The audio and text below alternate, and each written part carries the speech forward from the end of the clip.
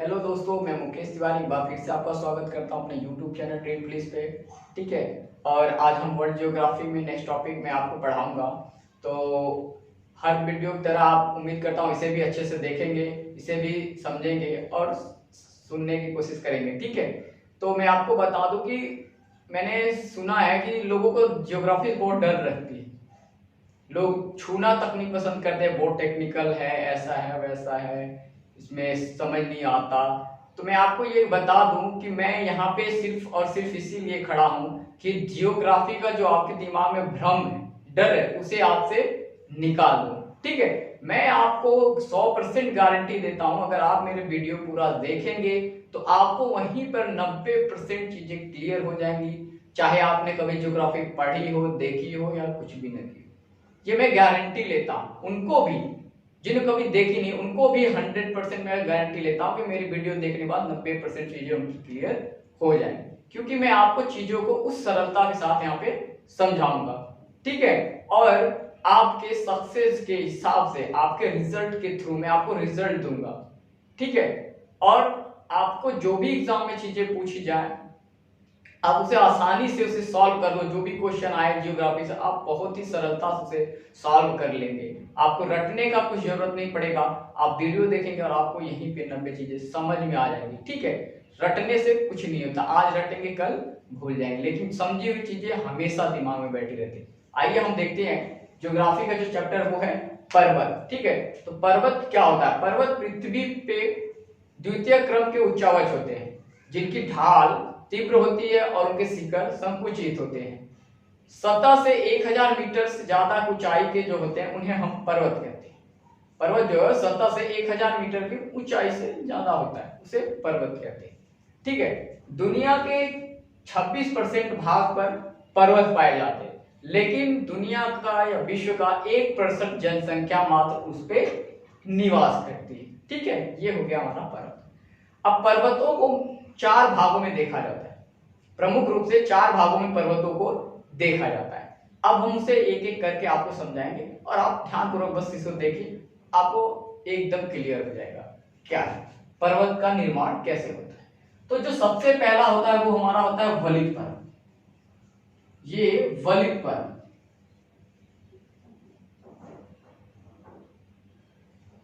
ठीक है, जिसे फोल्ड माउंटेन भी कहते हैं।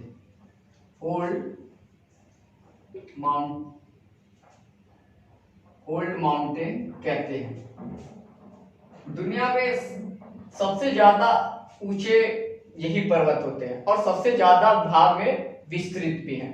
विश्व के सबसे ज्यादा भाग पे यही पर्वत विस्तृत भी है और सबसे ज्यादा ऊंचे भी विश्व में यही पर्वत पाए जाते हैं।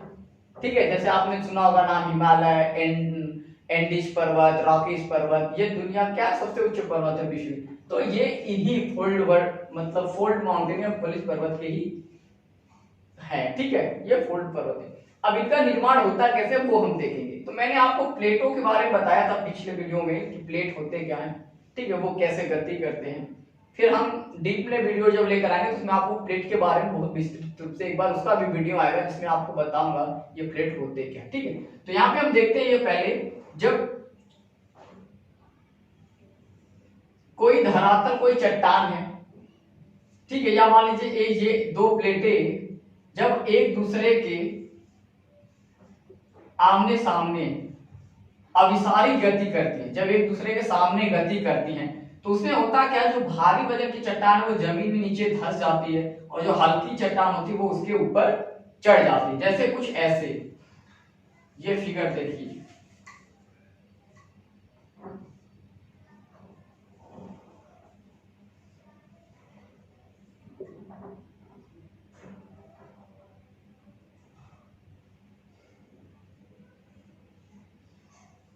ठीक है, ये हमारी भारी प्लेट है, ये नीचे की तरफ धंस गई और ये हल्की प्लेट उसके ऊपर चढ़ गई। तो जब ये दोनों एक दूसरे से टकराते हैं तो इनमें पहाड़ियों में इनके कोने पे, ठीक है, इनके किनारों पे मुड़ने लगते हैं, वलन पड़ता है। जब एक दूसरे को दबाएंगे तो क्या होता है, इनके अंदर वलन क्रिया होने लगती है। संपीड़न बल के कारण संपीड़न बल के कारण इनमें वलन पड़ने लगता है, इनके मलबों में वलन पड़ने लगता है और वलन क्रिया के द्वारा ये ऐसे कुछ इस तरह से मुड़ने लगते हैं। ठीक है, यही होते हैं वलित पर्वत। जब दो प्लेट आपस में गति के दौरान एक नीचे चला जाए, दूसरा उस पर टकरा ऊपर चढ़ जाए, तो उनके किनारों पे संपीड़न बल के कारण, ठीक है, वलन पड़ने लगता है और उनके मलबे कुछ इस तरह से फोल्डिंग होने लगते हैं, यही होता है वलित पर्वत। ठीक है, इसके जो, ठीक है, तो ये होता है वलित पर्वत की क्रिया। जो ये नीचे वाला भाग ऊपर उठा पाता है इसे अभिनति कहते हैं, और जो नीचे उठा होता है इसे अवनति कहते हैं। ठीक है, अभिनति अवनति। ठीक है, तो इस तरह से जो हमारे वलित पर्वत का निर्माण होता है, इसमें मैंने आपको बताया Himalaya, Andes, Rocky, Atlas, Ural, Alps, ये जो पर्वत हैं ये क्या है, ये वलित पर्वत के उदाहरण है। ठीक है, आइए दूसरा समझने की कोशिश करते हैं। जो दूसरा है वो है हमारा भ्रंशन या ब्लॉक पर्वत, भ्रंशन या ब्लॉक पर्वत। ठीक है, जिसे हम फाल्टिंग माउंटेन भी कहते हैं, फाल्टिंग माउंटेन कहते हैं। इनका जो निर्माण है कुछ इस तरह होता है कि जब किसी प्लेट में या किसी चट्टान में जब कोई खिंचाव या तनाव होता है, जब कोई खिंचाव या तनाव होता है तो उनमें दरारें पड़ जाती हैं, और जब दरार पड़ जाती है तो एक तनाव मूलक बल इस पे काम करता है, तो उसकी एक जो साइड है वो नीचे की तरफ ढल जाती है, जैसे ये ऐसे। ठीक है, जब इनमें खिंचाव या तनाव हुआ तो इनपे क्या हो गया, दरार पड़ गई, और दरार पड़ गई तो ये बल, एक तनाव मूलक बल उसकी एक साइड लगा तो उसकी एक प्लेट जो है नीचे की तरफ धंस गई, एक भाग नीचे की तरफ धंस गया। तो जब इस स्थिति में कोई व्यक्ति यहाँ खड़ा होगा तो उसे ये वाला भाग ऊंचा ही दिखेगा, जब कोई व्यक्ति यहाँ खड़ा होगा तो यहाँ वाला भाग उसे ऊंचा देखेगा, तो इसी को हम, तो ये पर्वत ऊंचा पर्वतनुमा देखेगा, इसी को हम कहते हैं भ्रंशन पर्वत। ये हमारे भ्रंश पर्वत। ठीक है, ये हमारे भ्रंश पर्वत है। ठीक है, अब देखिए, और जब वही चट्टान या वही प्लेट में दो जगह से दरारें पड़ जाती हैं, दो जगह से दरार पड़ जाए और उनके साइड साइड पे तनाव मूलक बल लगने लगे, तब क्या होता है, तो स्थिति कुछ ऐसी होती है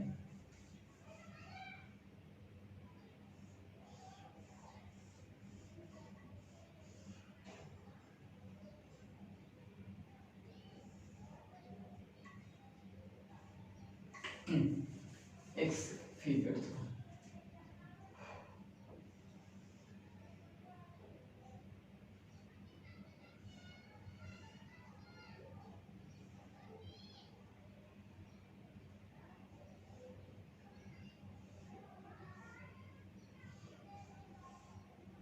ठीक है,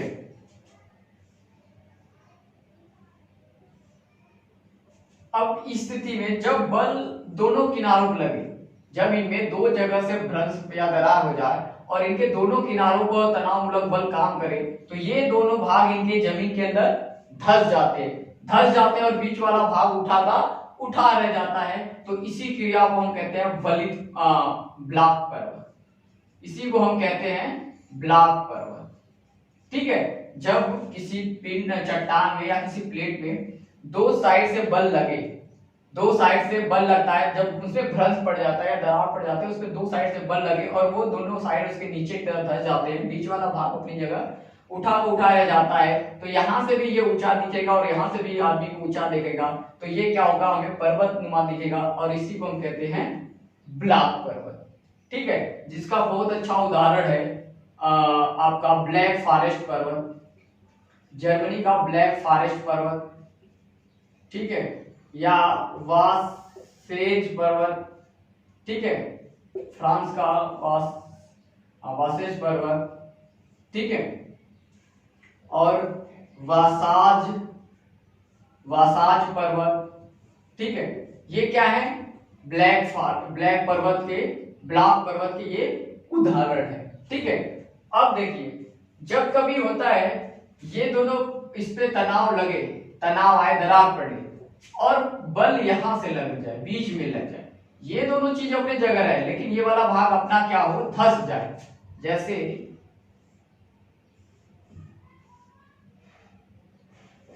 कुछ इस तरह, ठीक है। जब ये बल लगे, बीच से लग जाए तो ये भाग नीचे वाला धंस जाता है और ऊपर के दोनों भाग अपने जगह पे सेफ रहते हैं, तो ये खाई का निर्माण होता है जिसे हम कहते हैं भ्रंश घाटी, जिससे हमारी भ्रंश घाटी बनती है। और आप लोगों ने सुना होगा मृत सागर, लाल सागर या नर्मदा घाटी इन्हीं में होती है। जो मृत सागर या लाल सागर है, ये घाटियां ये यही से ही बनी, इसी रूप में मिलती है, ठीक है। इन्हीं को घाटी कहते हैं, भ्रंश घाटी, इन्हीं में वो सागर, मृत सागर, लाल सागर इन्हीं में पाए जाते हैं, ठीक है। तो इस तरह से हमारे घाटियों का निर्माण होता है, ठीक, समझ में आ गया होगा आप लोग को।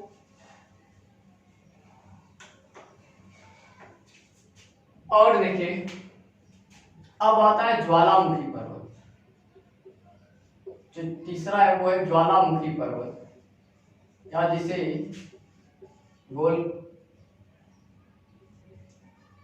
वोल्केनिक माउंटेन कहते हैं, वॉल्केनिक माउंटेन। इनका जो निर्माण है वो लावा के निक्षेपण के द्वारा होता है। जब ज्वालामुखी क्रिया होती है तो उसमें से लावा निकलते हैं, धूल कण निकलते हैं, कंकड़ वगैरह निकलते हैं, जो भी निकलते हैं वो धीरे धीरे धीरे धीरे धीरे धीरे एक जगह पे इकट्ठा हो जाते हैं, ठीक है। वो एक जगह पे इकट्ठा हो जाते हैं और इकट्ठा होकर के ठोस आकृति कर लेते हैं, ऊंचाई धारण कर लेते हैं। तो इन्हीं क्रिया के द्वारा क्या होता है, ज्वालामुखी पर्वत का निर्माण होता है। जैसे में आपने सुना होगा फ्यूजियामा जापान, ये ज्वालामुखी पर्वत है, या किलिमंजारो अफ्रीका, ये भी एक ज्वालामुखी पर्वत है।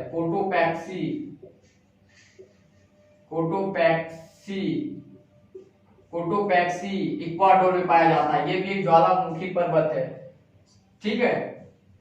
आपका विसुवियस, ये सब क्या है हमारे, ये ज्वालामुखी पर्वत के ही उदाहरण है, ठीक है। तो मैं आपको अगले वीडियो में जब आऊंगा तो आपके लिए यही लेकर आऊंगा, ठीक है, कि कौन से पर्वत पहाड़, आपको मैं मैपिंग के थ्रू बताऊंगा कि कौन से पर्वत, कौन से पहाड़ कहाँ पे पाए जाते हैं, ठीक है, और उन्हें डिटेल्स में आपको फिर बताऊंगा वहां पे कि उनकी क्या स्थिति है, ठीक है। और जो चौथा आखिरी होता है, ये होता है अवशिष्ट पर्वत, ठीक है, अवशिष्ट पर्वत, ठीक है।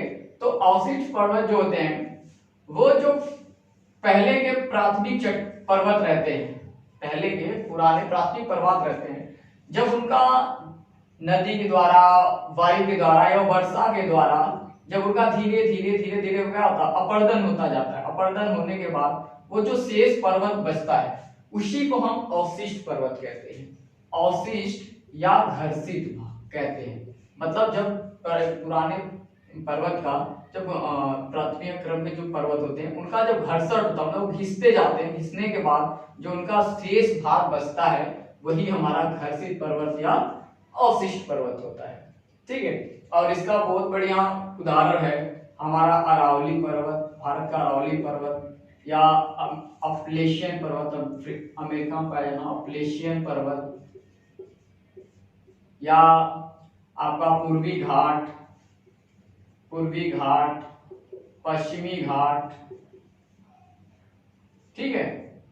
ये हमारे जो है ये हमारे अवशिष्ट पर्वत के उदाहरण है, ये अवशिष्ट पर्वत है, ठीक है। तो इस टॉपिक से क्वेश्चन ऐसे ही पूछता है। अभी मैं इसमें आपको और पहाड़ों के नाम बता दूंगा, तो इनमें एक क्वेश्चन ऐसे ही करता है एग्जाम में कि इनमें से कौन से अवशिष्ट पर्वत है, या इनमें से कौन से बलित पर्वत है, या इनमें से कौन से ब्लॉक पर्वत है, या कौन से इसमें से ज्वालामुखी पर्वत है, ठीक है। ऐसे ही क्वेश्चन आता है, ठीक है। तो उम्मीद करता हूँ आपको ये पर्वतों का निर्माण कैसे, मैं अभी आपको यही बताता हूँ इनका निर्माण कैसे होता है, बाकी नेक्स्ट वीडियो में इनके डीपली पढ़ा जाएगा।